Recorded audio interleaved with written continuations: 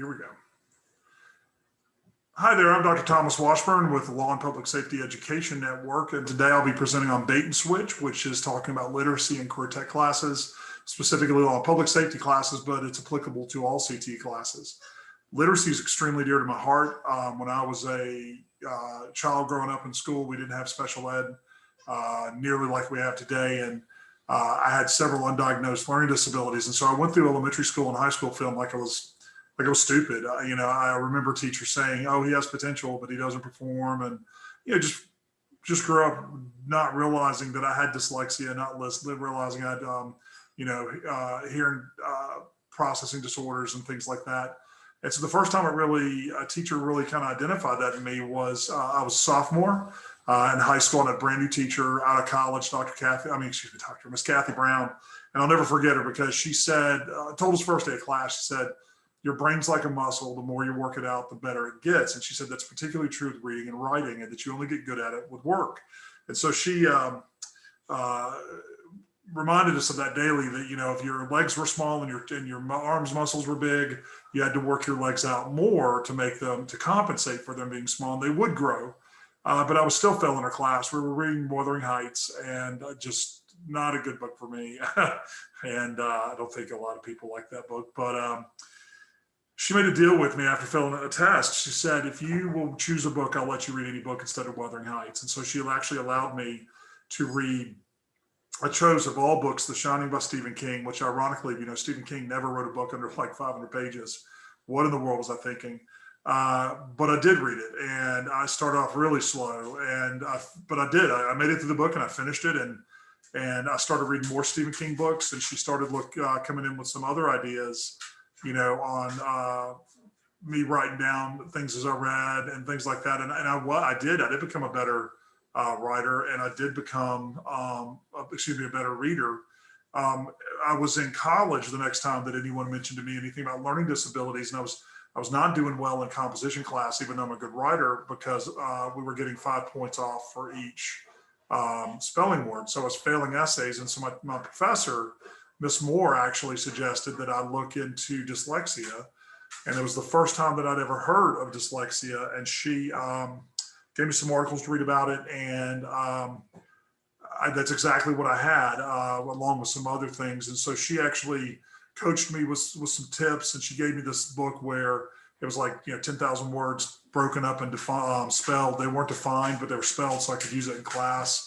And I started acing my classes. And from there, I began to understand in my math classes. That's why I wasn't doing well. And anyway, so it cascaded, and ended up graduating with a master's with honors. I graduated with a specialist with honors. I graduated with a PhD. I have a PhD. That's crazy. A kid that had, almost fell out of high school because he couldn't read.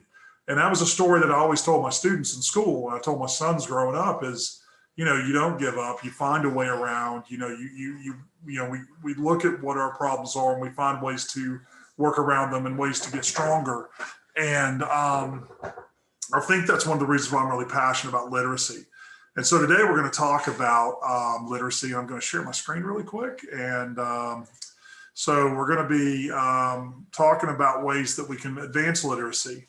And the reason it's also, I think, very important is there's been some research done that as high as 1 in 5 high school graduates are functionally illiterate, meaning that they're not able to make it through a day and do standard things in a way in which they can read and write in a way in which they are competent. This is particularly more of a struggle in certain areas than others. There was actually one study in one system where it was 1 in 4. And so functional illiteracy, we're graduating kids who cannot functionally read and write, and I think that's crazy. So you may wonder, why law and public safety programs, why CTE? Well, I'll tell you why. One, we can get their interest. They're already in our program. They already have interest in what we're doing. And we have interesting stuff. I mean, no matter what you teach, we have really cool things to read about. And we can get their interest. We can get their attention because they're in our class, and we can make it a part of our program. And we can use reading and writing within our objectives already that we have. And then finally, most importantly, every single career that we're doing in LPS and any other CT program is going to require literacy. I talked to a guy who runs a McDonald's, and he was frustrated because to run the new fry vat at McDonald's requires reading. You have to go through a 40-page manual and take a test to be able to run the fry vat, which I thought was interesting at McDonald's. And so every career needs strong reading and writing, and we are in that position to support that. Who teaches them? So you may come back to, well, didn't somebody else teach? Shouldn't language arts? And the reality is, I did some research over the years because I've worked a lot with freshmen. When our career tech programs started with ninth graders at my high schools. And I was always kind of fascinated that I would find out that my students had not learned certain basic writing skills or certain reading skills. I would find out they didn't have study skills. And so I did some research, and I asked parents, and I asked middle school and high school teachers, and I asked students, where did you learn how to study, or who taught you how to study? 90% of parents think that the school teaches them. 95% of teachers think that they get taught these things at home. 90% of the students said no one taught them anything. They had to figure it out on their own. And so we can't really sit back and debate who should be doing this. Clearly people aren't. And we are in a great position in career tech to incorporate reading and writing very easily into everything we do. And so we're going to take a quick look at the stages of reading development, because this is important background. So initially there's pre-reading, which is oral and vocabulary. And I included this, even though it's a low level, to point out vocabulary. You know, we've got, I have a close friend of the family whose daughter married a guy, and they live down in Louisiana, and they're having a child. And she was shocked because she was insisting on buying a bookshelf, and her husband didn't understand why. And she said, well, for the child's books. And they found out that his parents never read to him growing up. And that idea that a child's not read to is so foreign, you know, but the fact is there's a lot of homes in America where children aren't read to. Vocabulary, we have lots of children coming into our schools where the vocabulary level at home is very low, where people are not discussing, you know, grand topics or cover or using big vocabulary. And so that hinders these children from having the standard tools coming into even a kindergarten program with pre-reading. Their vocabulary is already very limited. They've not been read to. Then in the second phase, the sounding and spelling. Third phase is the confirmation and fluency, and that's when they're decoding. They start to get their fluency and strategies. Believe it or not, this is where a lot of our ninth graders are. Now, this isn't a perfect world, third through fourth grade. And in fact, I know personally, when I worked at a school that I hire at risk population, I would say a good third of our students were at this reading level. They were still not fluent. They were still decoding. This can also be true if you work in a school with a lot of students who have where English is their second language. They can be in this same phase. And so what we need to realize is our reading development and our literacy programs need to be structured around students that of all these levels, and being aware that we still have students that are coding, are still having to read out loud, and we need to accommodate that. And it's okay, because the good news is that when I implemented my reading strategies, I saw a really fast improvement in a lot of my students, and including my students where English was not a home language. So where we should be getting our students in high school is the reading for learning and the multiple viewpoints. And that's where they have the beginning to expand their vocabularies, and they're beginning to do critical analysis as they read. They're able to view the multiple viewpoints and understand them. And by the time they graduate high school, there's supposed to be a construction and reconstruction where they're able to analyze and synthesize as they read. And you and I, if we've got college under our belts, have used that frequently. But there's a good number of students that graduate high school not in the 5 or 6 categories. And, you know, when you think about you're going to become a firefighter, you're still going to have to read books. You're still going to have to learn the chemistry of fires. I mean, there's a ton of stuff learned. You can go EMT. Good Lord, it's practical like mini medical school. You're going to be a police officer. I had to read legal briefs when I was an officer. There's nothing that we teach that there is not going to be a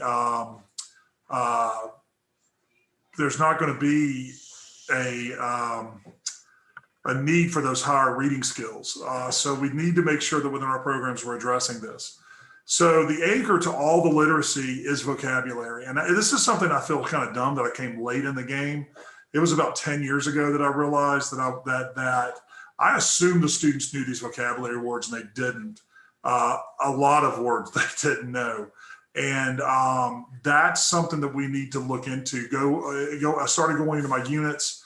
I began to anticipate what the words were going to be that they may have issues with. And I found that every unit there were at least 10, if not 20 words that my students probably did not have an inherent knowledge of prior to the start of the unit. And so, no, that's my signs on here. No, they don't know these words. They don't understand them. And so the way that I start off and I did a lot of research at the time, and I don't have time to go into that research today, but I started off with a word search. I found out that word searches are fun. A lot of kids, some kids hate them. It's really funny how some kids hate them. A lot of kids love them. But word searches teach the students the structure of the word. It also begins to teach them prefixes and suffixes and things like that as well. So word searches are actually important in teaching them the structure of the word and the spelling. And then we do crosswords. And the reason I did crosswords was, again, they're manipulating. Every time you get the child to manipulate the definition of the word, but also in the crossword answers or the crossword challenges, I would give them the vocabulary definitions for the word.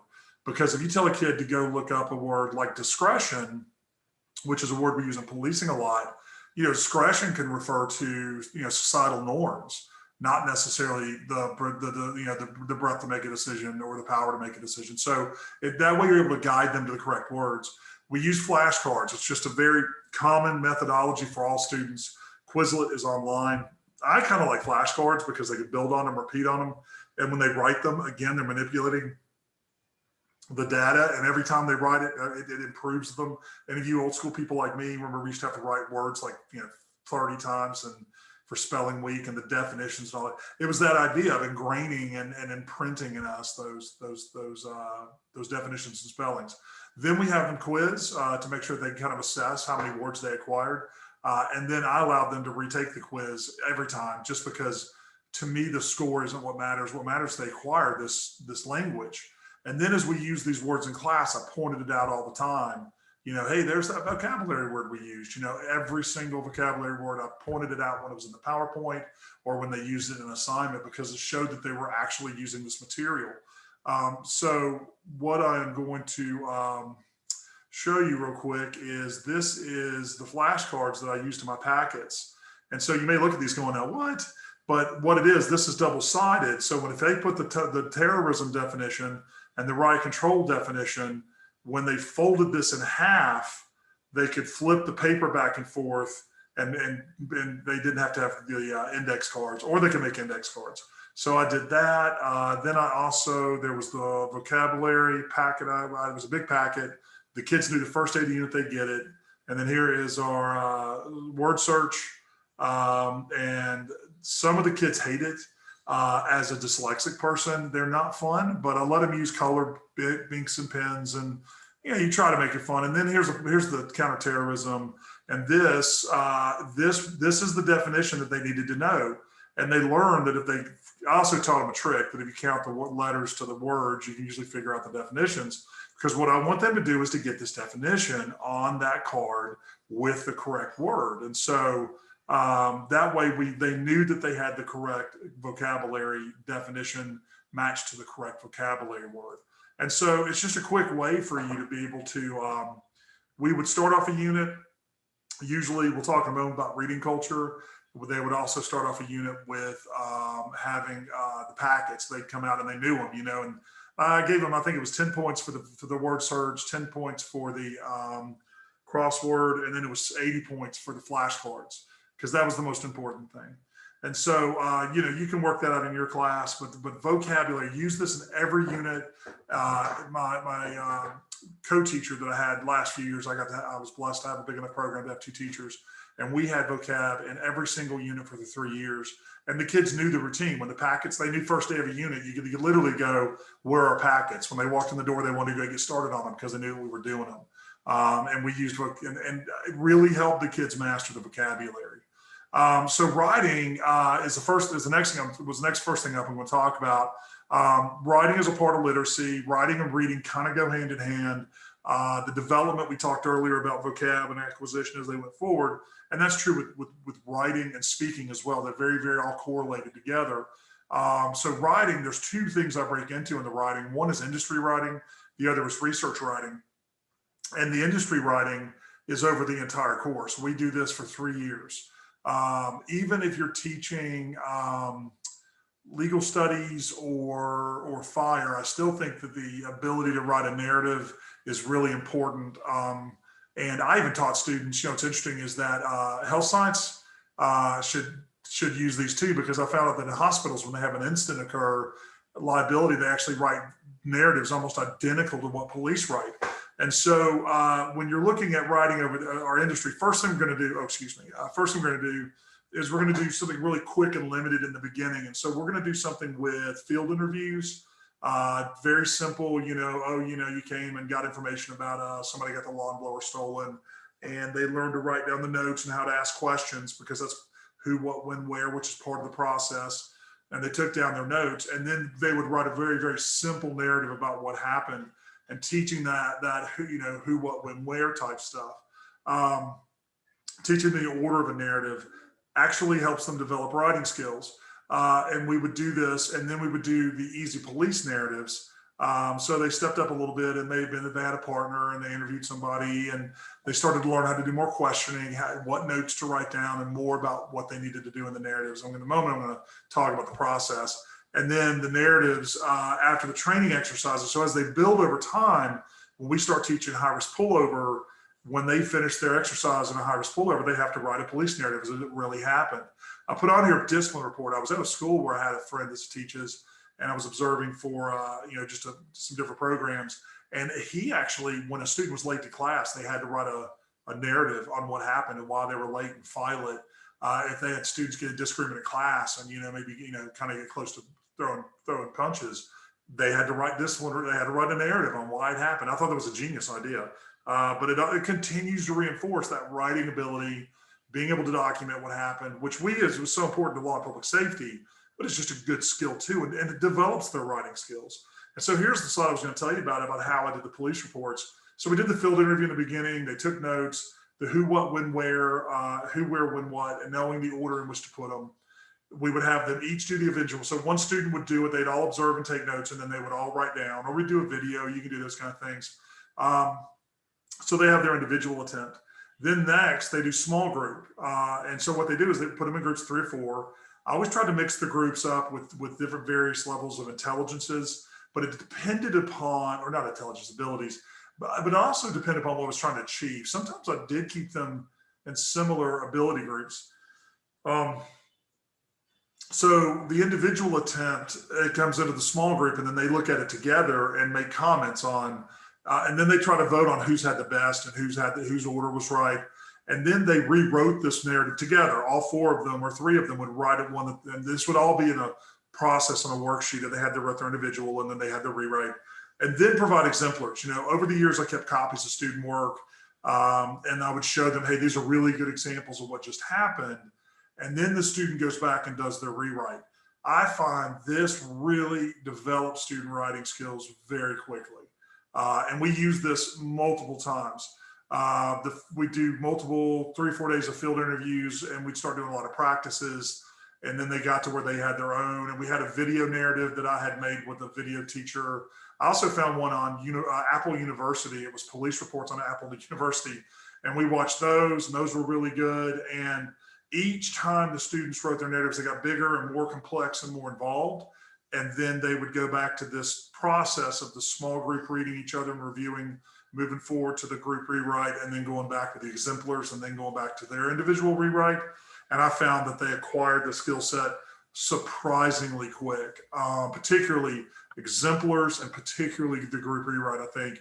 And then in the end, reflecting back and redoing their own, there was always a really good development there. Now, research over a course, I think it's imperative that you do implement research. You can implement it as a way to achieve some of your, let's say you have a unit on ethics, and you can have them do their own research on ethics. Our cultural diversity unit is about half their own research. I like to let them learn on their own, and you can do that by developing research writing over time. And you're not wasting time. You're not taking time out of your schedule. They're already this is a way they're achieving your curriculum and course objectives. And so if you look here, we start off with a very short answer. First couple of weeks of school with my ninth graders, I would come up with a very simple question like, there's something out there. Why did Tennessee versus Garner change use of force? And I taught them to rewrite the question right off the bat. Tennessee versus Garner changed the course of policing because one thing, it forces them to begin to understand the question. So many of the kids never even really read the question or interpret it or concentrate on understanding what the question's asking. So that helped them achieve that goal. And then they had a quick answer, Then we grow by about third month in, they're starting to do a little bit longer. And then they have 3 parts like, I don't know, in the Supreme Court case, blah, blah, blah, there were 3 points made, please explain. And we explain them. We start off again with rephrasing the question. In the case, blah, blah, blah, there were 3 made points. Point 1, blah, blah, blah, point 2, 2, 2, point 3. And then those are the 3, blah, blah, blah, and summary. Well, what we're doing is they're writing mini essays, right? So you're taking them through that essay development. And you may say that language arts do that. I'm surprised how poorly. I've had some students come out of some phenomenal teachers that could write college essays in ninth grade. And I've had smart kids come out of really bad middle schools that could not write jack crap in ninth grade. So it's on us, man. I mean, and this is actually relatively quick. This doesn't take a lot of time. 3 parts. And then we moved into the research project by later in the year, and they did research projects all 3 years I had them. And key to the research projects, let them choose a wide open topic, let them choose something they love. It reflects kind of traditional paper. And if you let them do things like on Wix and they get to add pictures, we try to make it look like a Wikipedia article. They kind of like that. And it tricks them into doing a great research paper without necessarily feeling so bad. Other writing opportunities are going to be mock trial. If you teach mock trial, they hit writing opening closings.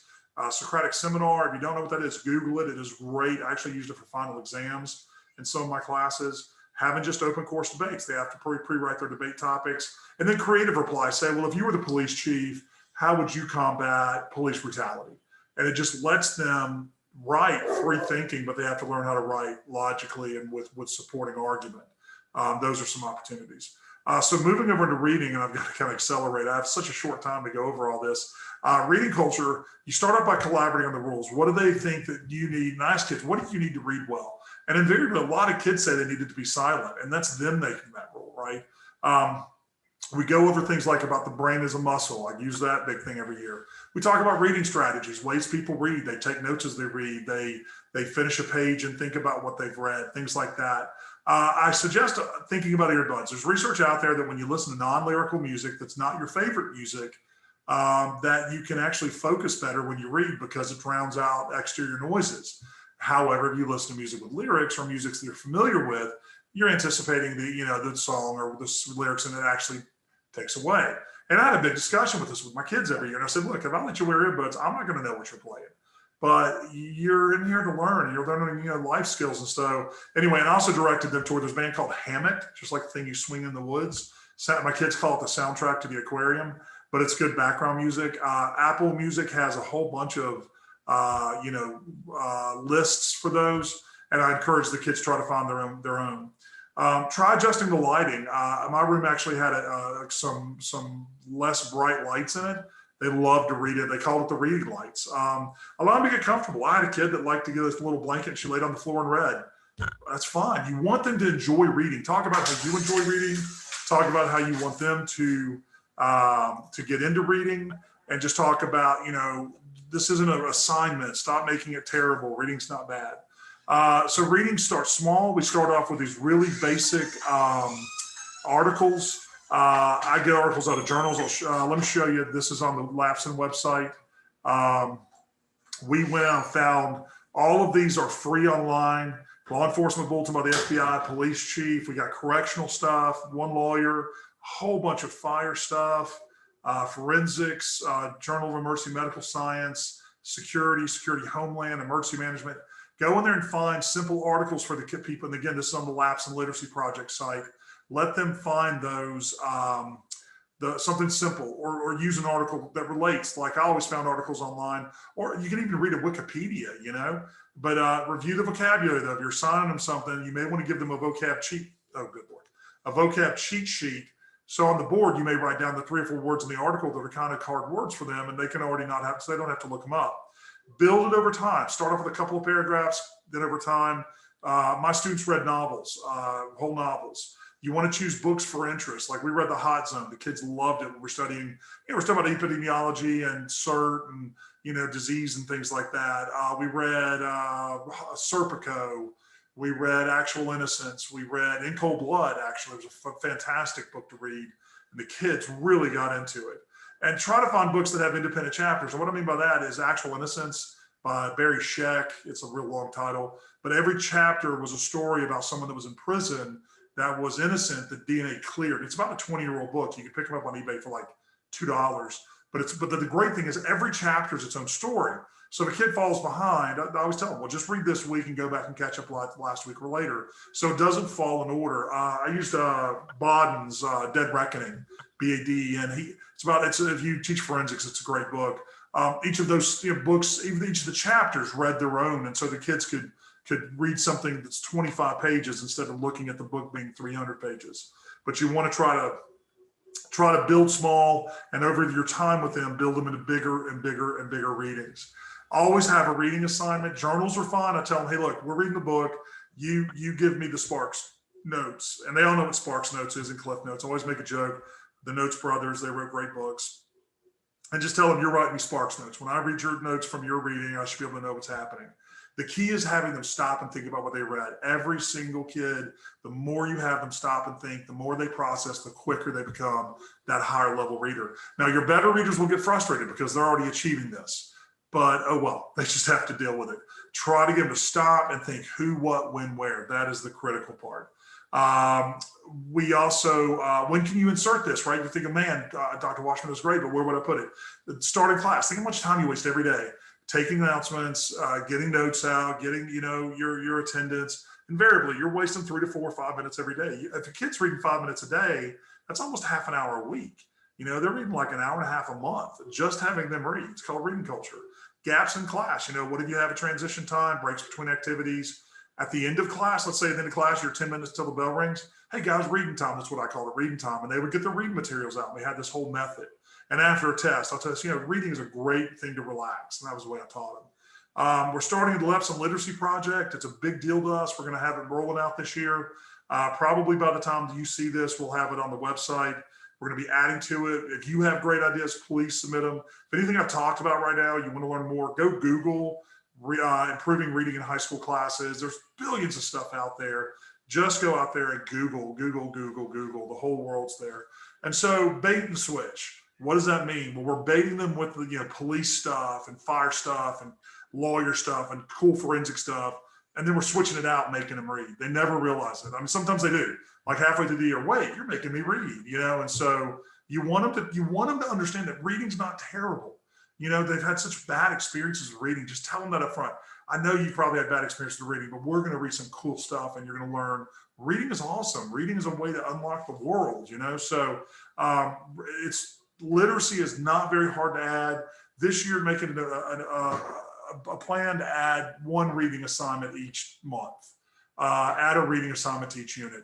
Look to add a novel in down the road. Just add it as time goes on, and then over no time, you'll not even realize it. But I had a kid, real quick, 9th grader, started off a 3rd grade reading level. When he graduated, he was a college level reader. 3.5 years, his test up for college ready. These kids need it, and they need to have it. So I appreciate your time. I hope you've learned more. lapsonnetwork.org, Feel free to reach out to me there, and I'll be glad to help you with anything and everything, any kind of help you need, because we're passionate about reading. Y'all have a great rest of the conference.